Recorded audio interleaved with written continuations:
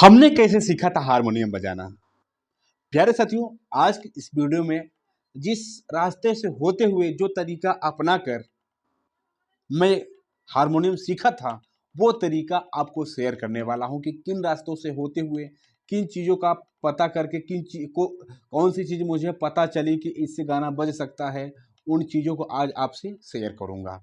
Indian music गुरु channel पर video देख रहे हैं सभी संगीत प्रेमियों एवं कलाकारों को नमस्ते, प्रणाम, आदाब, सत श्री अकाल। कैसे मेरे प्यारे प्यारे साथियों, उम्मीद करता हूं कि आप सब बहुत ही बढ़िया होंगे, बहुत ही अच्छे होंगे। साथियों, ये यात्रा मेरी संगीत सीखने की, हारमोनियम सीखने की बचपन से स्टार्ट होती है। जैसा कि आप लोगों का भी शौक रहा होगा बचपन से ही, बट कुछ परेशानियों दिक्कतों की वजह से कुछ लोग बचपन से नहीं स्टार्ट कर पाते और धीरे धीरे करके उनका समय बीतता जाता है और बहुत कम ही सफलता पा पाते हैं। तो वैसा ही मेरा भी जर्नी स्टार्ट हुआ एकदम से बचपन से।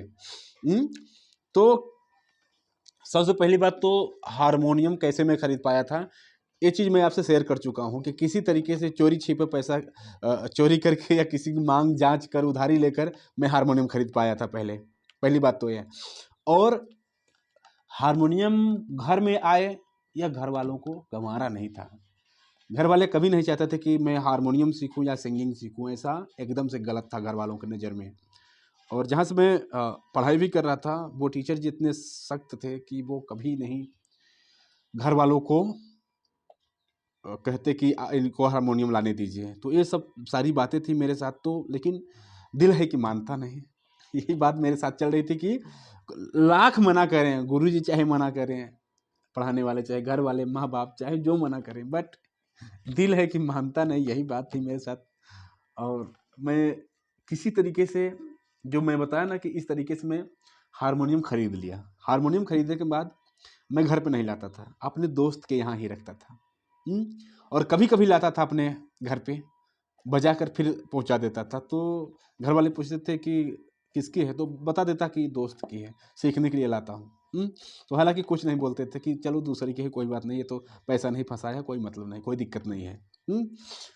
बट ला तो लिया हारमोनियम, सीख तो रहा हूँ, बट खुद से गाना कैसे बजा पाऊँ, ये समस्या मेरे साथ खड़ी हो गई। क्योंकि जब मैं हारमोनियम पर बैठता था, मतलब हारमोनियम बजाने की कोशिश करता था, तो कुछ लोग आसपास के आ जाते थे और बस ताना मारते थे कि आता जाता कुछ नहीं, बड़े मास्टर बनने चल दिए, हारमोनियम बजाने चल दिए, सारे गामा तो मालूम है नहीं, चले हैं गाना बजाने, हारमोनियम खरीद लिए हैं। अब ये बातें बहुत तंग करती थी, एकदम से दिल पे लगती थी, क्या बताऊं। अब सच्ची कह रहे हैं कि सीखा तो हूँ नहीं। तो मैं कोशिश करने लगा सीखने की, क्लास भी ज्वाइन किया मैं, बट क्लास से कोई मतलब नहीं, कोई फायदा नहीं निकला। इसमें मेरी ही गलती हो सकती है कि मैं शायद मैच्योर ना रहा हूँ उतना सारी चीज़ें ऑब्जर्व करने की, जो मैं सीख नहीं पा रहा था।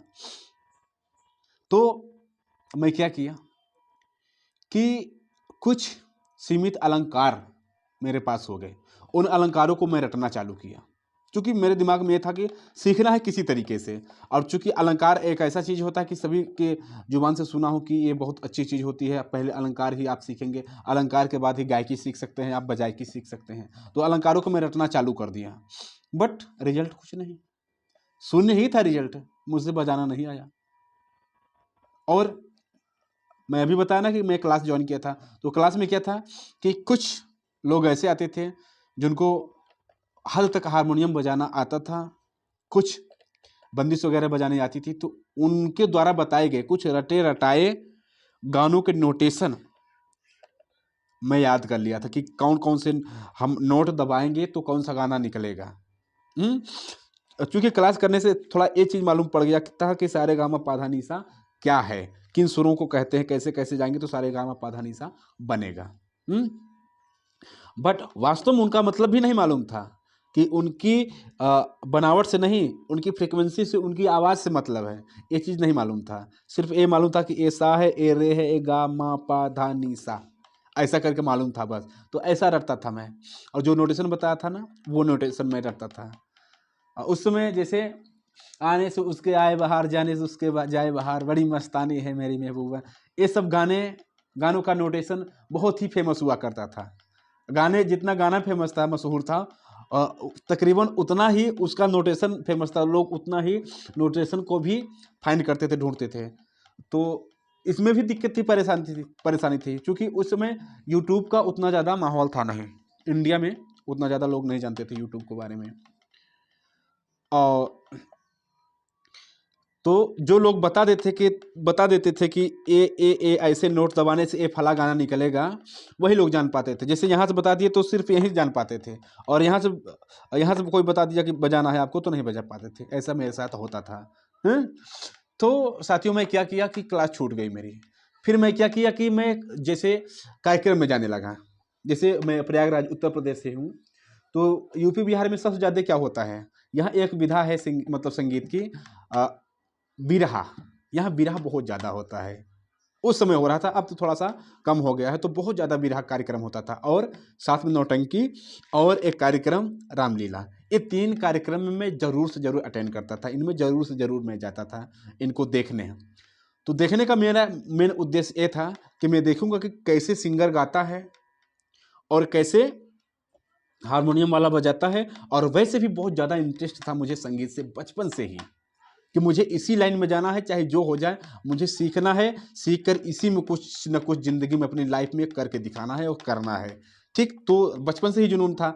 तो जाता था यही चीज़ देखता था कि कैसे गाते हैं और कैसे बजाते हैं। लेकिन वो गाते तो थे और बजाते भी थे, बट जो गा रहे हैं उस चीज़ को अपने हारमोनियम पर कैसे निकाल पा रहे हैं, वो चीज़ मेरे समझ में नहीं आता था। इन दोनों का मिलाप मैं नहीं कर पा रहा था कि कैसे ये मतलब कौन सा थ्योरी है, कौन सा इसमें टेक्निक लगा है कि वो जो गा रहा है वही सेम चीज़ यहाँ उतार पा रहा है हारमोनियम वाला।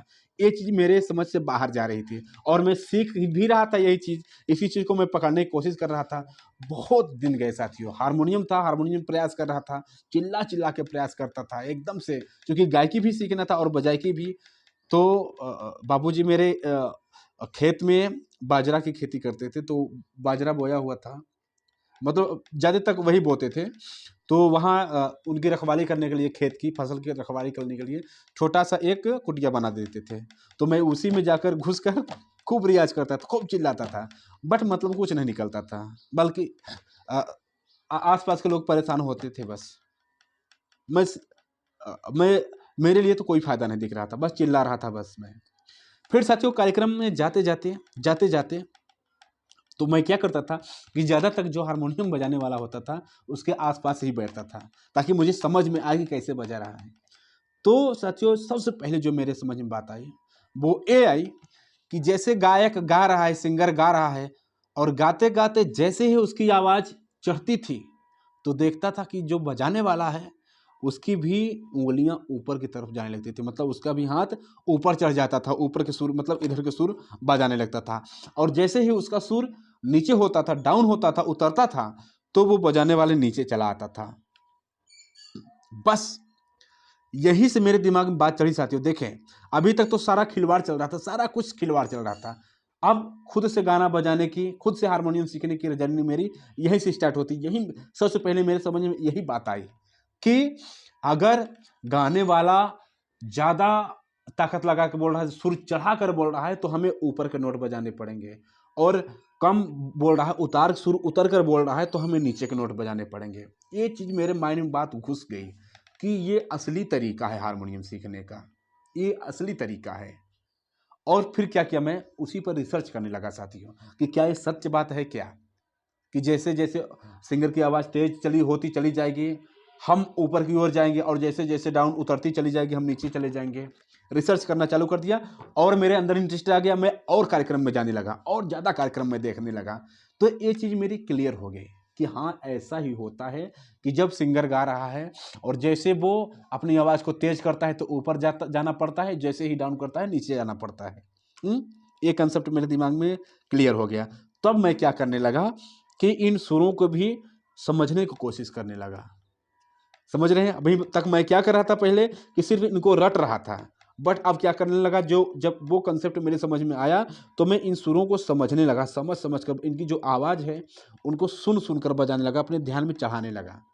और चढ़ाते चढ़ाते फिर गानों को भी बड़े ध्यान से सुनने लगा। हाँ, तो मुझे पता चला साथियों कि जब हम कहीं से भी स्टार्ट करके जब ऊपर जाते हैं तो सुर चढ़ता हुआ ऊपर चला जाता है, और जब हम बजाते हुए फिर नीचे आते हैं तो सुर उतरता हुआ नीचे चला आता है। सेम यही पैटर्न, यही चीज, यही कंसेप्ट साथियों गानों के साथ होता है। जैसे हम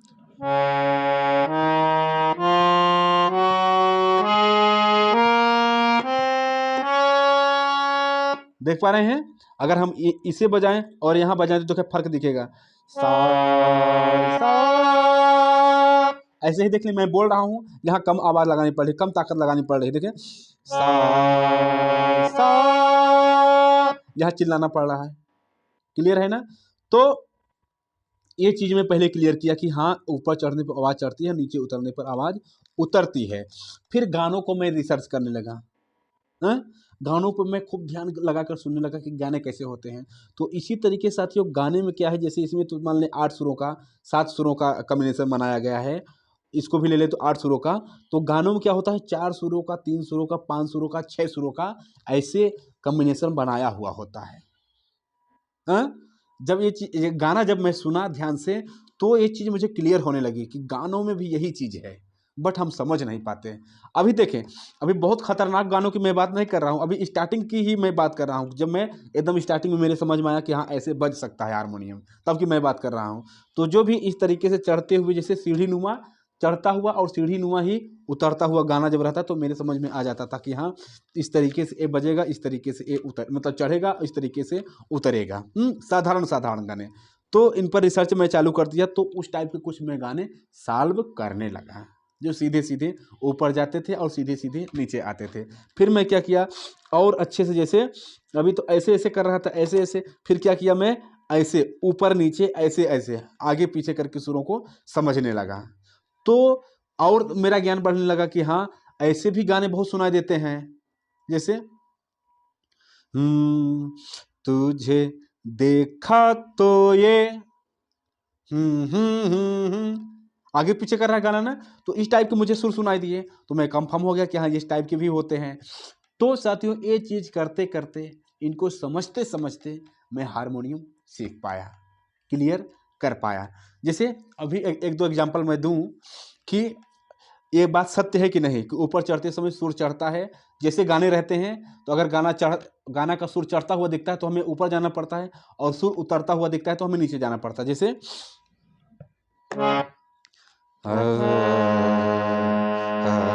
चला भी समझिएगा, चला भी तो इसमें तो स्पष्ट हो रहा है कि चला भी क्लियर है कि हम नीचे से ऊपर चढ़ रहे हैं, स्पष्ट है। तो देख पा रहे हैं, चला भी ये कंसेप्ट मेरे समझ में सबसे पहले आया था साथी, सबसे पहले। और देखिए जैसे उतरते हुए कोई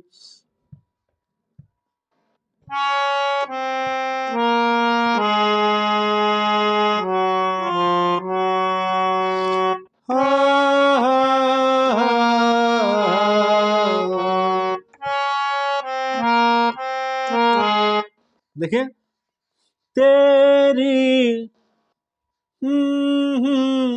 तेरी तेरी उतर रहा है ना। तो यही चीज साथियों मेरे दिमाग में, मेरे ध्यान में चढ़ा कि ऐसे हम हारमोनियम को सीख सकते हैं, ऐसे हम बजा सकते हैं। तो कहने का मतलब यह है साथियों, समझाने का मतलब यह है साथियों, कि आप भी ये जो सुर हैं, इन सुरों को, मतलब कहने का अब यहाँ पे दो चीजें निकल कर आ रही हैं सामने। मतलब जो चीज अगर मैं शॉर्टकट में समझाने की कोशिश करूँ, आपको बताने की कोशिश करूँ, तो दो चीजें समझ में आ रही हैं यहाँ पर बताने के लिए। पहली कि ये जो सुर हैं, इन सुरों का जो चढ़ाव उतार है, समझिएगा। मतलब अगर सपाट जाएंगे तो चढ़ता हुआ, सपाट आएंगे तो उतरता हुआ, या उछल कूद करेंगे तो उछल कूद करने वाला। मतलब कि इन सुरों का जो, जैसे हम रियाज करेंगे, जैसे सीधे जा रहे हैं तो कैसा सुनाई देता है, और आगे पीछे करके हम बजाते तो कैसा सुनाई देता है। तो जो सुनाई दे रहा है उस फीलिंग को हमें अपने दिमाग में बैठाना है, पहला। और दूसरा कि गाने भी हमारे सेम इसी तरीके से होते हैं साथियों, सेम इसी तरीके से, इसी कंसेप्ट पे गाने बने रहते हैं कि कभी ऊपर जाएंगे, कभी नीचे आएंगे, कभी सीधे चलते हुए चले जाएंगे, कभी सीधे उतरते हुए चले आएंगे।